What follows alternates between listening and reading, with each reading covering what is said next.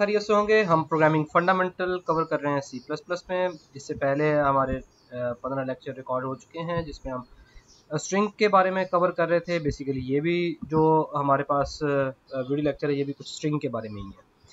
ठीक है, तो इससे पहले असाइनमेंट में हमने ये बात की थी कि किस तरह से इनिशलाइज किया जा सकता है, किस तरह से स्ट्रिंग को जो है वो आप कंकैटिनेट कर सकते हैं, किस तरह से उसकी लेंथ को मेजर कर सकते हैं, देख सकते हैं कितनी उसकी लेंथ है, लेंथ साइज़। आप कोई उस स्ट्रिंग में से कोई स्पेसिफिक कैरेक्टर को लेना है और उस स्पेसिफिक कैरेक्टर को चेंज करना है, आप किस तरह से यूज़र से इनपुट ले सकते हैं। यहाँ तक हमने पिछले वीडियो लेक्चर के अंदर कवर कर लिया था और आज के वीडियो लेक्चर के अंदर हम कवर करेंगे किस तरह से सब स्ट्रिंग का फंक्शन जो है वो काम करता है और किस तरह से हम स्ट्रिंग के कंपैरिजन को कर सकते हैं। ठीक है, तो यहाँ पे मैंने कोड लिख के रखा हुआ है कि मेरे पास है स्ट्रिंग मैंने ले ली है स्ट्रिंग पाकिस्तान। अब इसके बाद देखें 0,0 लिया। अब इसमें देखें लिखने का तरीकाकार है जिस स्ट्रिंग का आपने सब स्ट्रिंग लेना हो। ठीक है, सब स्ट्रिंग का मतलब ये है कि आप उसका कुछ पार्ट लेना चाह रहे हैं। जैसा कि सेट होता है मैथमेटिक्स में, आप उसका सब सेट लेते हैं, तो सब सेट ये होता है वो क्या होता है, वो उसका पार्ट होता है। इसी तरह से जो स्ट्रिंग आएगी वो पूरी है, स्ट्रिंग की सब स्ट्रिंग कर लेंगे तो उसका कुछ ना कुछ पार्ट आ जाएगा। आप किस स्ट्रिंग का सब स्ट्रिंग लेना चाहते हैं उसका पहले यहाँ पे नाम लिखेंगे। फॉर एग्जांपल अगर मेरे पास यहाँ पे एक और भी स्ट्रिंग होती, string S1 is equal to जिंदाबाद। ठीक है, तो आप किस S1 का लेना चाहते हैं सब स्ट्रिंग या S2 का, सॉरी S का। अब फॉर एग्जांपल मैं यहाँ पे कह देता हूँ कि जी S1 का मुझे क्या करो, सब स्ट्रिंग करके दो, तो मुझे यहाँ पे S1 लिखना पड़ेगा। अब इसमें ये क्या करेगा, ये मुझे सिर्फ और सिर्फ S का देगा और S का सब स्ट्रिंग करके, लेकिन देगा क्या, यहाँ पे दो आर्ग्यूमेंट हैं, दोनों आर्ग्यूमेंट का हम मतलब देख लेते हैं कि वो है क्या क्या थी। अब यहाँ पे ये जो पहला 0 है ये इंडिकेट करता है कि आपने स्टार्ट कहाँ से करना है, कि आपने इस स्ट्रिंग का यहाँ से 0 इंडेक्स से स्टार्ट करना है। ठीक है, जब हम लेंथ को काउंट करते हैं तो 1 से करते हैं, 1 2 3 4 5 6 7 8, और जब हम इंडेक्सिंग की बात करते हैं तो फिर हम 0 से करते हैं। ये है 0, ये 1, ये 2, ये 3 4 5 6 7। n जो है वो 7th लोकेशन के ऊपर है। ओवरऑल इसकी जो लेंथ है वो 8 है। इंडेक्स हम 0 से स्टार्ट करेंगे, यहाँ पे भी इंडेक्स 0 से स्टार्ट करेंगे, 0 से ये कहता है जी 1 से स्टार्ट करो, मीन a से स्टार्ट करो। ये यहाँ पे 2 है तो ये कहता है जी 2 से k से स्टार्ट करो। यहाँ पे 3 है, ये स्टार्टिंग हमारे पास जो है वो कहता है कि जी आप क्या से करो, 3 से करो, और 3 में क्या आ जाता है 0 1 2 3, ये i से स्टार्ट करवाता है। यानी कि जो पहला हमारे पास आर्ग्यूमेंट है तो ये कहता है कि जी आपने स्टार्ट कहाँ से करना है। दूसरा जो आर्ग्यूमेंट है वो बताता है कि आपने कितनी उसकी आगे लेंथ लेनी है। अब यहाँ पे देखें 0 से स्टार्ट करें, 0 लेंथ लेनी है, कुछ भी नहीं आएगा। यहाँ पे 0 से स्टार्ट करें, 1 लेंथ लेनी है तो सिर्फ p आएगा। 0 से स्टार्ट करें, 2 लेंथ तक जाएं, pa आ जाएगा। 0 से स्टार्ट करें, 3 तक जाएं, pak आ जाएगा। आप यहाँ पे इसको कंपाइल करके हम देख लेते हैं, रन करके इसको, तो ये देखें पहले यहाँ पे कुछ भी नहीं आया, ऊपर p से ऊपर देखें एक रो खाली पड़ी हुई है ये वाली। ठीक है, उसके बाद यहाँ पे p आया, फिर pa आया, pak आया। अब 1 से स्टार्ट करें और 4 तक जाएं, 1 से मीन a से, और 4 तक akis, यहाँ पे देखें akis, और उसके 2 से स्टार्ट करें 4 तक जाएं तो kist, तो 3 से स्टार्ट करें 4 तक जाएं ista। तो ये हमारे पास इस तरह से सब स्ट्रिंग का फंक्शन जो है वो काम करता है। नेक्स्ट जो पार्ट है कि हम किस तरह से स्ट्रिंग को कंपेयर करते हैं। यहाँ पे हमारे पास मल्टीपल मेथड्स हैं। हम इन दो पहले मेथड्स की बात करेंगे कि हम जो है वो मैथमेटिकल ऑपरेटर के साथ हम कंपैरिजन कर सकते हैं, कंपेयर का फंक्शन कर सकते हैं।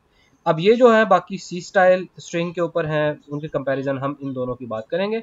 और इसका कोड भी मैंने यहाँ पे किया हुआ है कि ये देखें कि हम अगर हमारे पास दो स्ट्रिंग्स आ गई हैं, इक्वालिटी है इस तरह से तो स्ट्रिंग आर इक्वल, और अगर इक्वालिटी नहीं है तो वो यहाँ पे आ जाएगा। इसको मैं रन करता हूँ।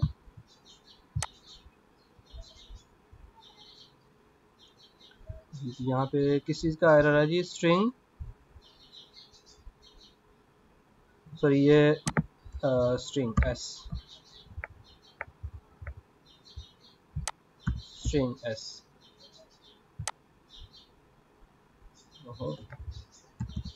स्ट्रिंग string,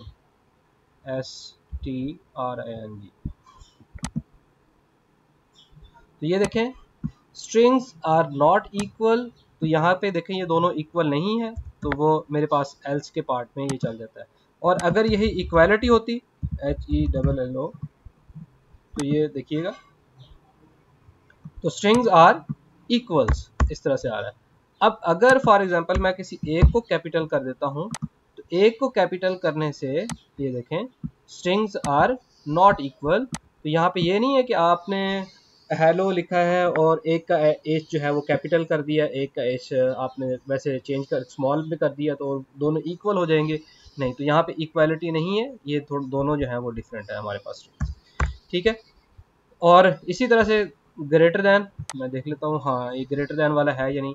तो ये देखें कि स्ट्रिंग मेरे पास है एप्पल और बनाना, ये दोनों मेरे पास लिखी हुई हैं। तो अब यहाँ पे देखें कि अगर ये इक्वालिटी होती तो ये लिख देता है कि जी स्ट्रिंग्स आर इक्वल, और अगर ये स्ट्रिंग 1 लेस देन, तो यहाँ पे ग्रेटर देन और लेस देन का क्या मतलब है कि अगर इन दोनों स्ट्रिंग को हम लिखें लेक्सिकोग्राफिकल ऑर्डर। लेक्सिकोग्राफिकल ऑर्डर क्या होता है, जिस तरह से आप डिक्शनरी में लिखते हैं, डिक्शनरी को ओपन करें तो पहले ए के साथ जितने भी वर्ड्स होते हैं वो लिखे जाते हैं, फिर ए बी के साथ जितने वर्ड्स लिखे होते हैं वो उनके मीनिंग जो है वो लिखे जाते हैं, अब फिर ए सी के साथ, ए डी के साथ, इस तरह सारे चलते जाते हैं, फिर ए के साथ इस तरह से आ जाते हैं। जो उसकी डिक्शनरी में तरतीब है उस तरतीब के अकॉर्डिंगली ये ग्रेटर देन और इक्वल का फैसला करता है, लेस देन का। तो यहाँ पे देखिए एप्पल दिखने में तो ये क्या है, ये इसके अल्फ़ाबेट्स 5 हैं और इसके मेरे पास अल्फ़ाबेट्स कितने हैं,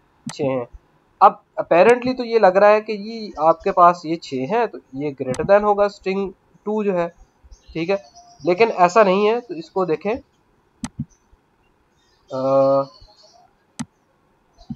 string 1 is smaller than string 2, ठीक है, और इसको इस तरह से करके देखें।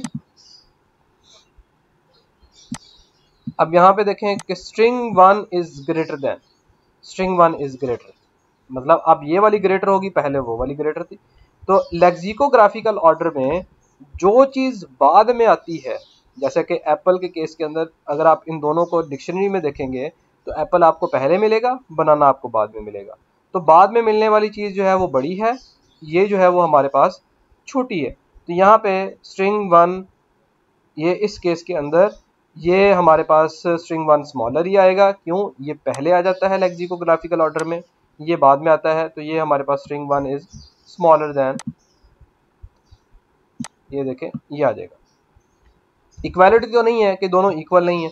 अब फिर ग्रेटर देन इक्वल वो कैसे डिसाइड होगा, वो ये होगा कि डिक्शनरी में जाएंगे, जो चीज़ पहले आने वाली है वो छोटी है, जो बाद में आने वाली है वो क्या हो जाएगी, हमारे पास छोटी हो बड़ी हो जाएगी। अब अगर मैं डबल ए बी की जगह पे ए लिख देता हूँ, अब डिक्शनरी में क्या आएगा, पहले ए वाले लेटर पहले आते हैं, मीन ये पहले आएगा, अब ये छोटी हो जाएगी और ये क्या हो जाएगी, बड़ी हो जाएगी। तो इस केस के अंदर कि स्ट्रिंग 1 इज लेस देन, नहीं ये वाली ट्रू नहीं होगी, ये वाली आएगी। तो स्ट्रिंग 1 इज ग्रेटर देन हमारे पास आ जाएगा। तो ये देखें स्ट्रिंग 1 ये ग्रेटर देन, मीन ये चीज़ ग्रेटर देन वाली ये बाद में आ रही है और ये हमारे पास पहले आ रही है। सेम इसी तरह से ये देखें use relational operator for lexicographical comparison. अब ये भी क्या है कि ये भी हमारे पास जो है वो कंपेयर का जो फंक्शन है ये भी लेक्सिकोग्राफिकली ही देखता है, लेकिन इसकी जो वैल्यू रिटर्न की जाती है, रिटर्न वैल्यू, वो हमारे पास 0 होती है अगर दोनों स्ट्रिंग्स आर इक्वल हों। अगर नेगेटिव वैल्यू कब आएगी, जब उसकी स्ट्रिंग 1 जो है वो less than, string 1 less than का मतलब ये है कि स्ट्रिंग 1 पहले आ रही है और स्ट्रिंग 2 बाद में आ रही है। और यहाँ पे पॉजिटिव है, पॉजिटिव कब आएगा, जब स्ट्रिंग 1 जो है वो लेक्सिकोग्राफिकली ग्रेटर देन के मीन स्ट्रिंग 1 जो है वो बाद में आ रही है और स्ट्रिंग 2 पहले आ रही है, तो वहाँ पे हमारे पास ये चीज़ क्या हो जाएगी, ये पॉजिटिव नंबर उस पर रिटर्न होगा, पॉजिटिव वैल्यू।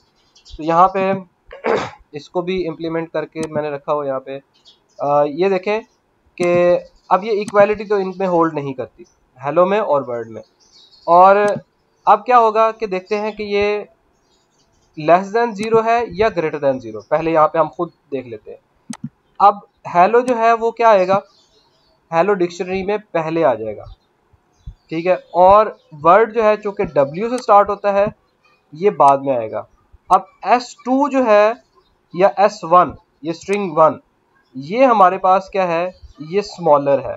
जब S1 जो है वो हमारे पास क्या आ जाए, ये स्मॉलर आ जाए, तो हमेशा नंबर क्या होता है, कोई एक नेगेटिव वैल्यू आती है।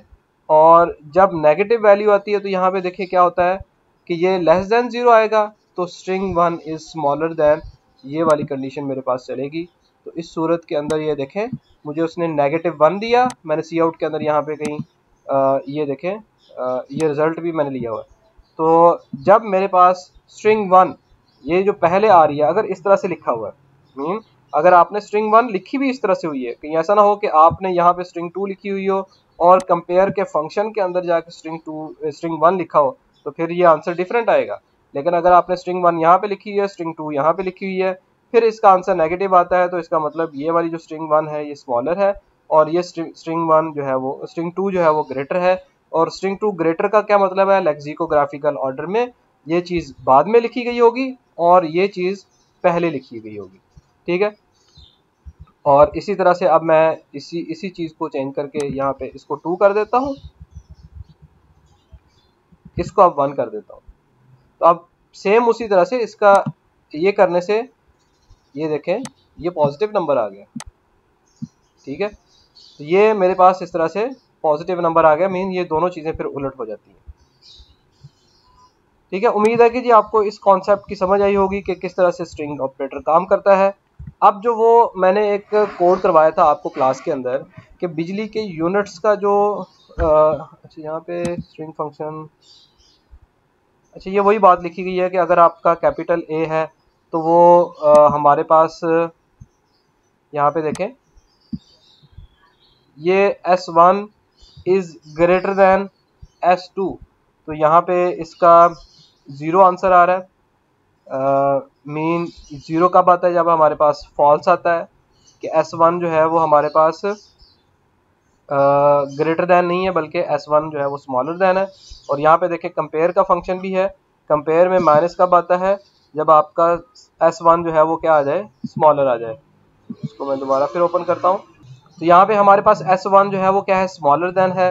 ये कैपिटल ए पहले लिखा जाता है और स्मॉल ए जो है वो बाद में लिखा जाता है, ठीक है।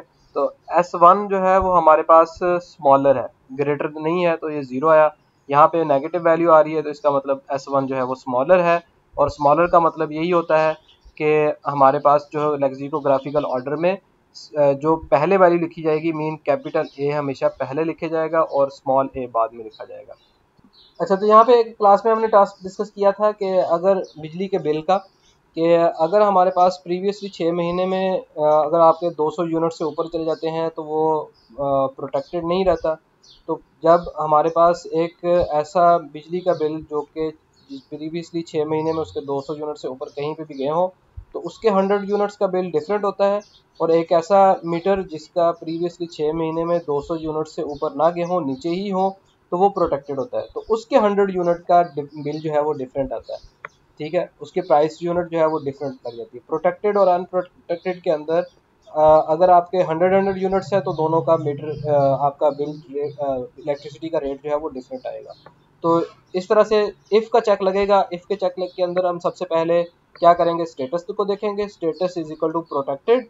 तो फिर आपके जितने भी यूनिट्स हैं 100 से 0 से 100 तक का बिल, फॉर एग्जांपल प्रोटेक्टेड में जो है वो 10 रुपये है, 100 से लेकर 200 तक जो है वो 15 रुपये हैं, 200 से 300 तक 20 रुपये है। तो इस तरह से आप कैलकुलेट कर सकते हैं। और अगर यही स्टेटस अनप्रोटेक्टेड में चला जाए कि प्रीवियसली 6 महीने में 200 से ऊपर बिल आ जाए, तो 100 यूनिट की प्राइस 15 रुपये है।